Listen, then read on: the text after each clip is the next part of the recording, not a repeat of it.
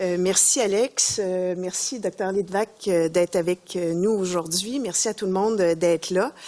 Évidemment, aujourd'hui, je suis très, très contente d'être devant vous pour vous annoncer d'excellentes nouvelles.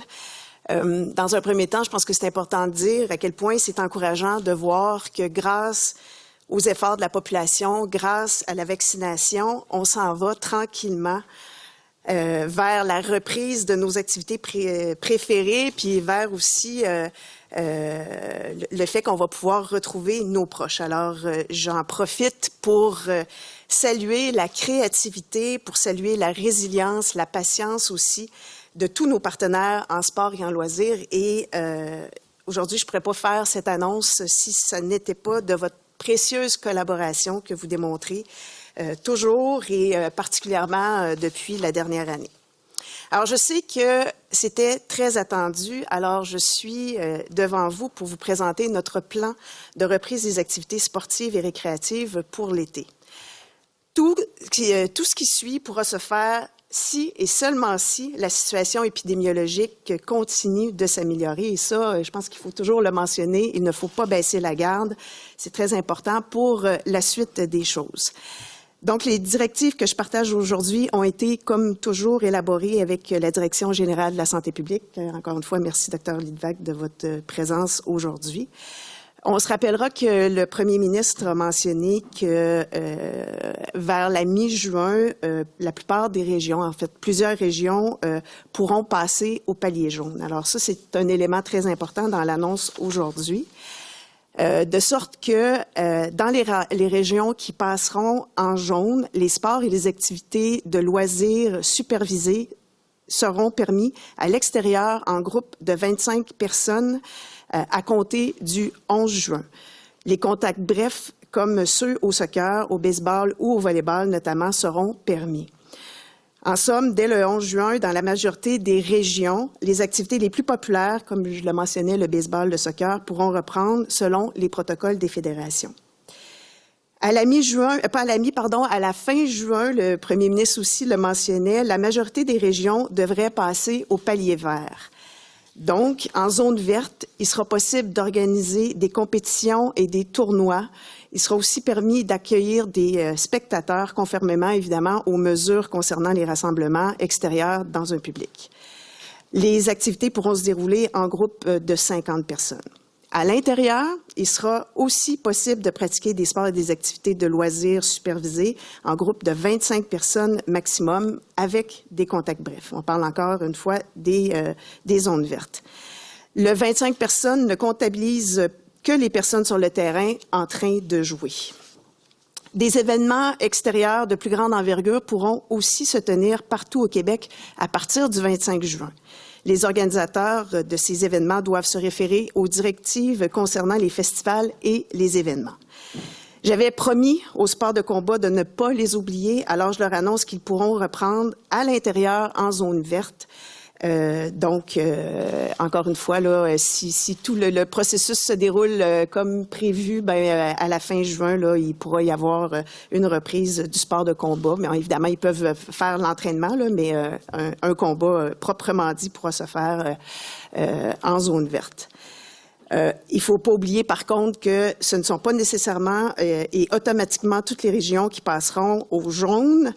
Mais par contre, dans certaines régions qui demeureront au rouge ou orange, on aura quand même la possibilité de participer à des sports et des activités de loisirs. Au palier rouge et orange, les activités demeureront permises sans contact, en respect de la distanciation, évidemment. On parle d'activités comme le tennis, comme la pétanque, le pickleball, par exemple. Évidemment, les entraînements aussi. La majorité des installations sportives et récréatives intérieures, incluant les gyms, avec le port du couvre-visage, peuvent rouvrir leurs portes dès le palier orange. Voici ce qui résume l'essentiel de ce plan de reprise d'activités sportives et récréatives pour la période estivale. J'aimerais rappeler que les mesures déjà en vigueur dans les milieux scolaires continuent de s'appliquer. Après le retour en arrière difficile des dernières semaines, il nous est enfin permis d'espérer profiter de l'été en étant actifs et en pratiquant les loisirs qui nous ont cruellement manqué dans la dernière année. Je m'en réjouis évidemment avec tous les sportifs et toutes les familles du Québec. Notre patience, nos efforts collectifs ont porté leurs fruits et je remercie encore une fois tout le monde de la patience, justement, de la résilience qu'ils ont démontrée au cours de l'année. Il nous reste encore quelques petites semaines d'ajustement et de patience, mais bref, on est près du but. On s'en vient vraiment vers une certaine normalité. Alors, on continue de respecter les règles, on continue de serrer les coudes et évidemment, mais je souhaite un bel été à tous et à toutes et merci de votre présence. Nous allons passer à la période de questions. Monsieur Alain Laforêt. Bonjour. Ma première question va s'adresser à Mme Charret. Oui. Madame Charret, si vous pouvez nous résumer, là, quelle est la grande différence entre ce qui s'est passé l'été passé et ce qui se passe cet été? Bien, la grande différence, il y a la situation épidémiologique qui a évolué, de sorte que quand même assez rapidement, puis vers le mois de juin, là, on va pouvoir reprendre une activité, bref, normale quand les régions seront au vert. Donc, les jeunes vont pouvoir faire leurs activités. Il pourra y avoir des spectateurs, il pourra y avoir des tournois. Bref, ça ressemble à presque la normalité. Évidemment, il va y avoir encore le respect de règles sanitaires, le lavage des mains, tout ça, les protocoles que les fédérations ont mis en place. Mais je pense que avec tout ce qu'on a vécu cette année, là, c'est une bonne nouvelle ce midi. Docteur Lidvack, est-ce que le fait d'avoir une vaccination plus rapide va permettre une reprise encore plus normale des activités, qui sait au mois d'août, d'avoir plus de gens, soit dans les arénas là, pour les tournois de hockey d'été, tout ça? Est-ce que ça, c'est dans vos plans? Oui, mais en fait, ce qui est dans nos plans et ce qu'on espère vivement, là, c'est qu'au cours de l'été, tout le monde va aller chercher sa deuxième dose de vaccin. Et ce qui va vraiment être déterminant pour l'automne et puis pour qu'on puisse rehausser le nombre de personnes permises dans plusieurs activités, ça va vraiment être ça. Donc, durant l'été, ça va assez bien. On le sait, les écoles sont fermées, beaucoup de gens sont en vacances, il y a moins de contacts. Mais à l'automne, quand les activités reprennent, les contacts vont reprendre. Et à ce moment-là, la couverture vaccinale avec 2 doses là, va vraiment être un élément critique. Donc, on espère tous encore, donc déjà l'été va être beaucoup mieux que les derniers mois, puis on espère à l'automne pouvoir retrouver encore plus la normalité d'autrefois, mais pour ça, on a absolument besoin que tout le monde cet été ait cherché sa deuxième dose de vaccin. Donc, il y a beaucoup qui reposent là-dessus pour la suite des choses. Geneviève Lajoie, Journal de Québec. Bonjour. Bonjour. Vous m'entendez bien? Oui. J'aimerais savoir, à partir du 11 juin, on comprend que les matchs seront permis dans les zones jaunes. Et à côté du 25 juin, finalement, c'est les matchs, tournois, compétitions, c'est partout au Québec. Quel sport là-dedans, parce que vous avez parlé du volleyball, du soccer, du baseball, qui sont des sports extérieurs. Y a-t-il des sports qui ne seront pas autorisés? Parce que là, on parle de contact bref. En fait, à partir, je vais peut-être juste faire un récapitulatif des mesures. À partir du 11 juin, les sports seront pour les zones rouges, pour les zones oranges permis, les sports, les activités supervisées sans contact pour 25 participants. Le 11 juin encore, pour la zone jaune, il pourra y avoir des contacts brefs, donc les sports dont vous faisiez mention, le soccer, baseball et tout ça. Zone verte, il va, à partir du moment où c'est une zone verte, ils pourront faire ces sports-là aussi. Maintenant, à partir du 25 juin, ce sont les mêmes contraintes qui demeurent. Par contre, il y a des événements sportifs qui pourraient organiser, encore une fois, qui pourraient avoir lieu. Donc, par exemple, une compétition d'athlétisme où il n'y a pas de contact en zone rouge pourrait avoir lieu parce qu'on est capable de respecter, en fait, avec les mesures de 2 mètres. Donc, tu sais, je pense je sais pas moi, au lancer du poids et tout ça. Il y a certaines disciplines qui pourraient avoir lieu quand il n'y a pas de contact. Donc, la mesure du sans contact en zone rouge demeure après le 25 juin. Mais ce qu'on pense, par contre, et ça, c'est important aussi de le redire, c'est que à partir de la fin juin, il ne devrait plus y avoir de zone rouge parce qu'on est en train de progresser vers le jaune, même vers le vert, puis on pense que la plupart des régions seront en vert à partir de la fin juin. D'accord, merci. Pour ce qui est des Jeux du Québec, j'aimerais vous entendre là-dessus. Est-ce qu'ils vont avoir lieu ou pas?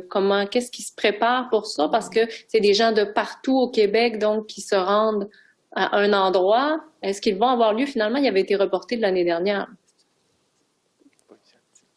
Ils vont être reportés. Ça n'a pas été annoncé encore qu'on allait. On est en discussion évidemment avec les Jeux du Québec, mais d'une part c'est qu'il y a toute la qualification et tout là, mais ça on fera les annonces en temps et lieu. Mais je pense que tu sais dans un premier temps là, le sport peut s'organiser, il pourra y avoir des compétitions à partir de la zone verte ou à partir de la fin juin. Henri Ouellette-Vézina, La Presse. Oui, bonjour, vous m'entendez bien? Oui. La question est pour vous, Mme Charret. Au niveau des sports d'équipe, il semble régner une certaine confusion sur le masque.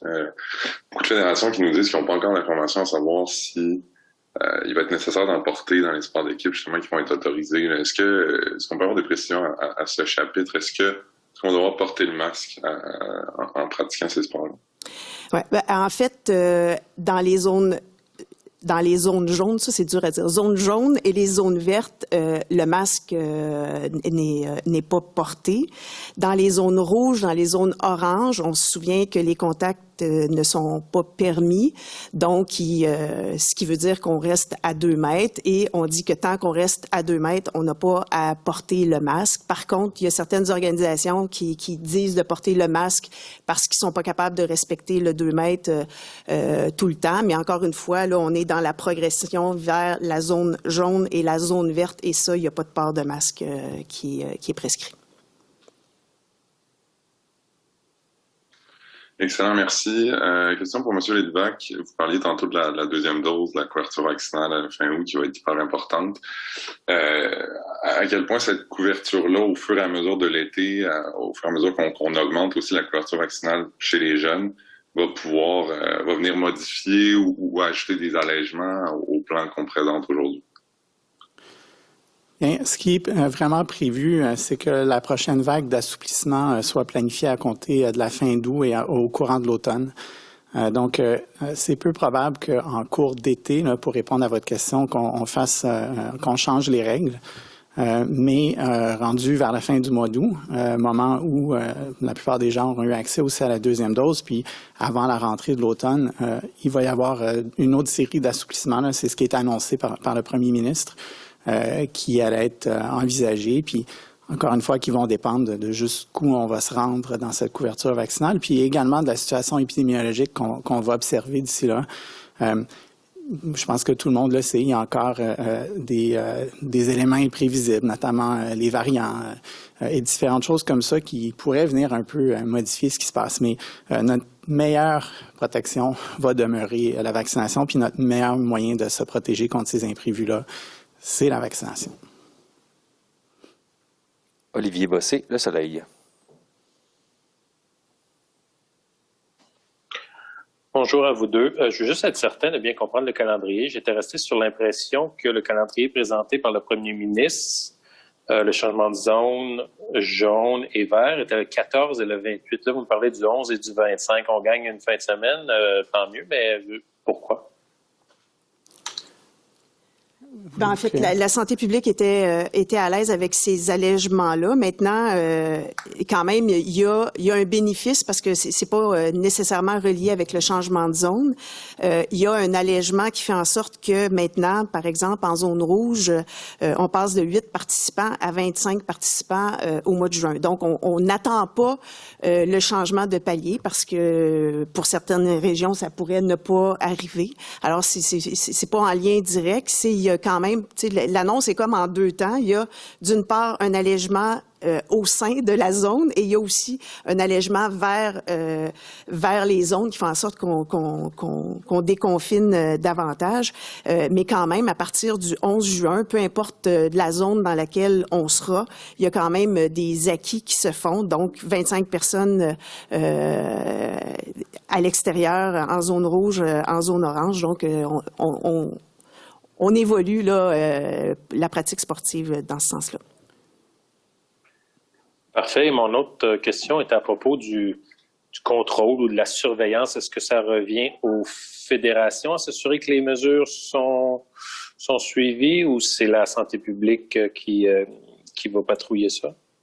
Bien, en fait, quand on parle d'activités organisées, encadrées, puis ça fait partie aussi des différents protocoles que les fédérations ont mis en place, c'est qu'il y a quelqu'un qui est responsable du respect des règles et tout ça. Puis, évidemment, dans la même façon que les contrôles se font dans toutes les autres sphères, là, on a les gens responsables de l'application. Là, donc, c'est pour ça qu'on parle d'activités organisées, encadrées aussi. On avait une question sur place. Monsieur Kevin Dupont. Kevin Dupont de Cogeco Nouvelles. La question est pour Mme Charest. Vous avez parlé vers la fin juin en zone verte de la question des spectateurs. Qu'est-ce qu'il en est directement? Est-ce qu'il y a un nombre précis sur le maximum de spectateurs? Est-ce qu'on devrait également montrer une preuve vaccinale pour assister à des matchs sportifs? Il n'y a pas question de preuve vaccinale pour le moment. Oui, on parle de 50 spectateurs sur un plateau. Évidemment, là, il y a aussi, la notion de place assignée. Puis là, il faudrait se référer un petit peu à l'annonce qui a été faite la semaine dernière là, par le tourisme et la culture. Alors ça, il y a ces stades-là à grande envergure où là, il y a 2500 spectateurs qui peuvent être là. Mais sur un terrain de soccer, là, les parents qui sont là, c'est 50 personnes. Et ça comprend pas, par contre, les participants qui sont sur le terrain.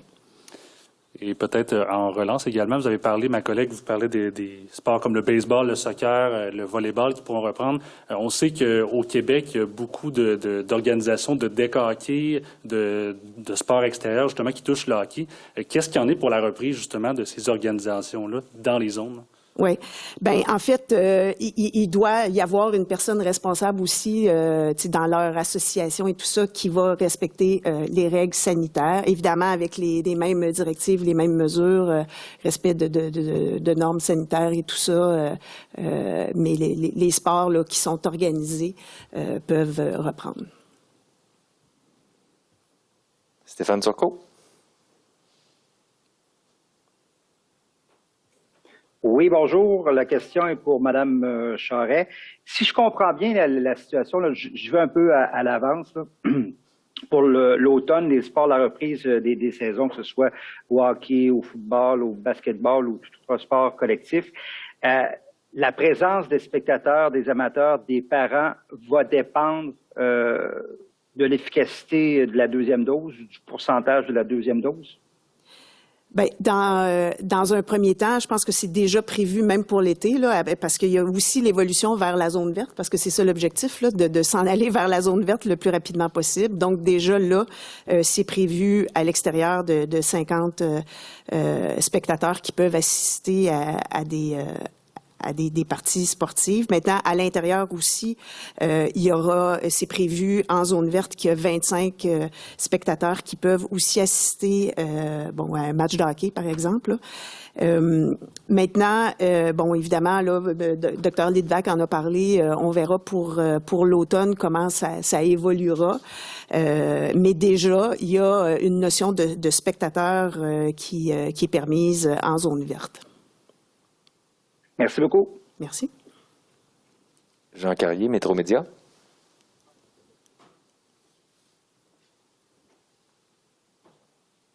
Monsieur Carrier. Oui, bonjour. Bonjour. Je pense que vous m'entendez. Ma question est pour le docteur Lidvac. Est-ce que pour l'automne, les étudiants athlètes du secondaire est-ce que ça va être obligatoire pour eux d'avoir eu 2 doses pour pratiquer leur sport respectif?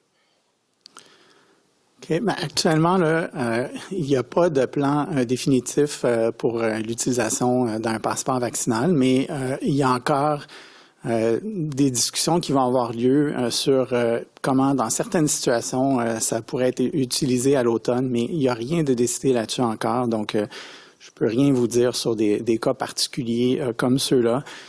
Ce que je peux vous dire, c'est que pour l'ensemble des activités, ce sur quoi on mise d'abord, c'est l'atteinte d'une couverture vaccinale dans l'ensemble de la population qui est suffisamment élevée pour qu'on puisse donner un accès équitable à tous à l'ensemble des activités. C'est avant tout, c'est ça qu'on vise et qu'on souhaite. Et selon où on sera rendu, il y a des utilisations qui pourront être considérées pour ce qu'on appelle un passeport vaccinal, mais on n'en est pas là aujourd'hui. Peut-être si je peux préciser aussi, on ne fait pas de distinction entre le sport civil et le sport scolaire. Donc, dans la mesure où le sport scolaire pourra respecter les règles qui seront en vigueur, puis on ne sait pas à l'automne qu'est-ce que ce sera, mais c'est sûr qu'il y aurait pas de raison pour que dans un sport scolaire, il y ait des normes ou des obligations qui soient plus strictes que dans le sport civil.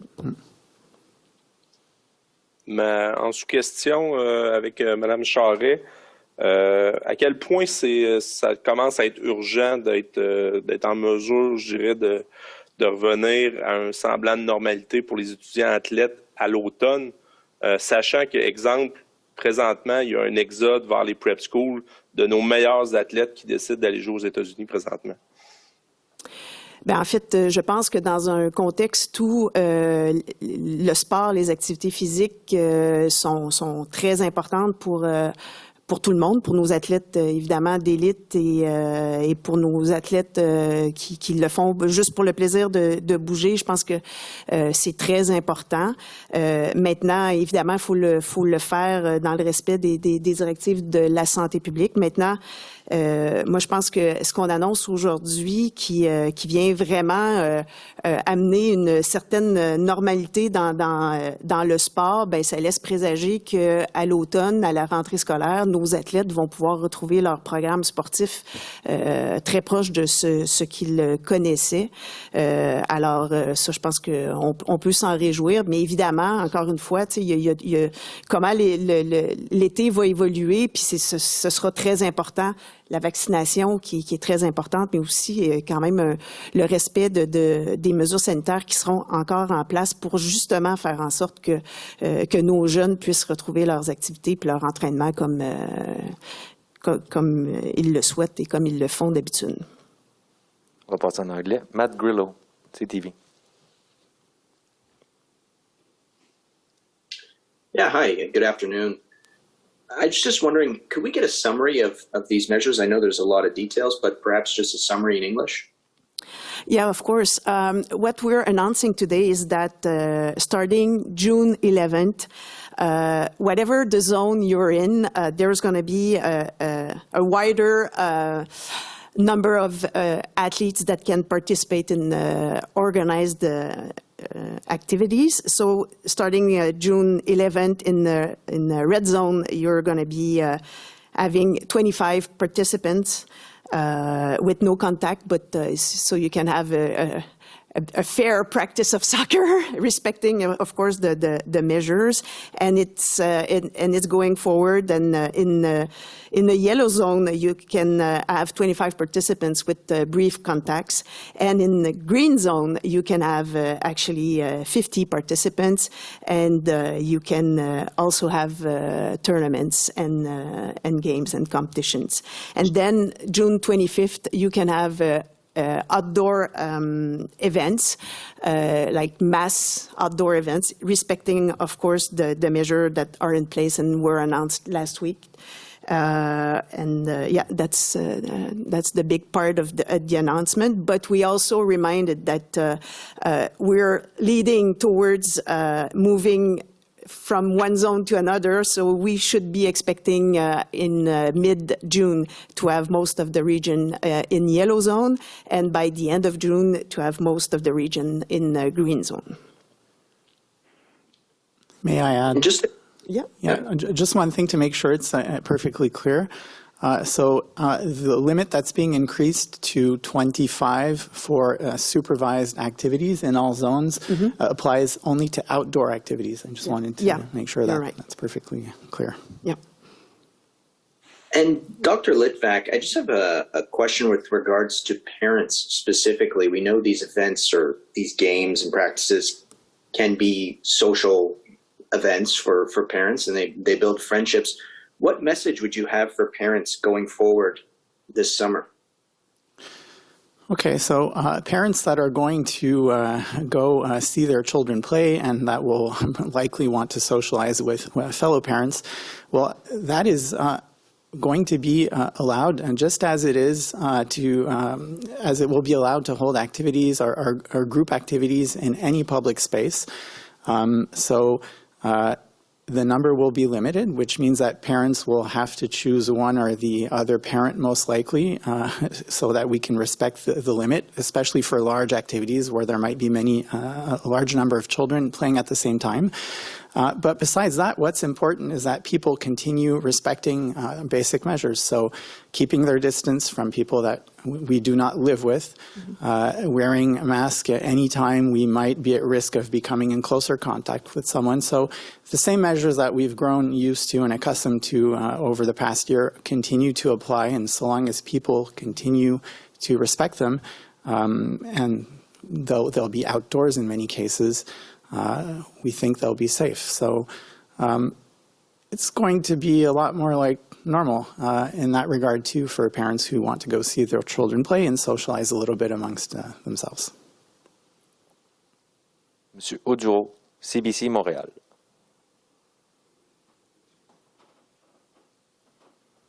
Hey, can you guys hear me? Yes. Yeah, okay, perfect. I just wanted to know what it would be the plan for indoor sports. I know this is great news for the soccer, for baseball and stuff, but people who play basketball are feeling a little left out, and they want some clarity on when they're going to be able to get back into contact and play games as well.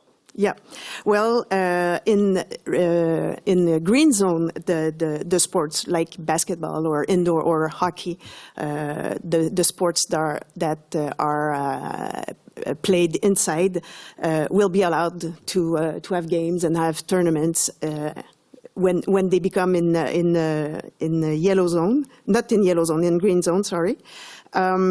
And for the yellow zone, they can have training, they can have a training session and stuff like that. The venues are going to be open as well, but they won't be allowed to have spectators and things like that. But like we're saying, that we're hoping by the end of June. All the region will be in the green zone, so basketball will be allowed to play and have a competition and stuff like that. And then my follow-up question would be, a lot of these sports travel from region to region and some even provincially. What is the plan if teams that play soccer, basketball, or whatever sport want to travel from region to region so that they can continue their tournaments or continue their training? Maybe I can answer that one. So it was already announced by the Prime Minister that starting May 28th, this is one of the other measures that was being put in place, that the interdiction in English? Interdiction? Anyway, that it would be allowed to travel between regions, especially there was a limitation for those traveling to yellow regions. So that's will be lifted starting from tomorrow. So it will be allowed to travel. It will still be demanded that people who do travel continue generally following the rules of the zone where they're coming from. But this will allow for most, especially at the end of June, once everyone becomes green, for tournaments and competitions involving people coming from different regions, it will allow these things to take place pretty much as normal once again.